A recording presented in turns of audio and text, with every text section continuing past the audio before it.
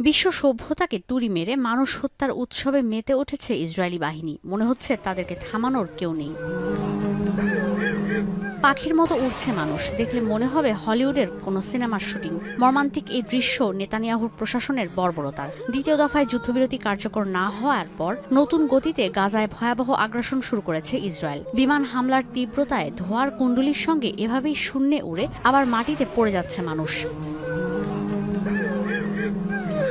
এদিকে আরেক ভিডিওতে দেখা গেছে উপত্যকায় জরুরি সেবা দেয়া চিকিৎসক সহ অন্তত ১৫ কর্মীকে হত্যা করেছে আইডিএফ। যদিও ইসরায়েলি প্রতিরক্ষা বাহিনীর দাবি ভুলবশত হামলার কারণে তাদের মৃত্যু হয়েছে। হামাসের সদস্য রয়েছে মনে করে রেড ক্রিসেন্ট সোসাইটির অ্যাম্বুলেন্স জাতিসংঘের গাড়িতে হামলা চালায় আইডিএফ। বালির নিচ থেকে ১৫টি মরদেহ উদ্ধারের পর শুরু হয় তোলপাড়।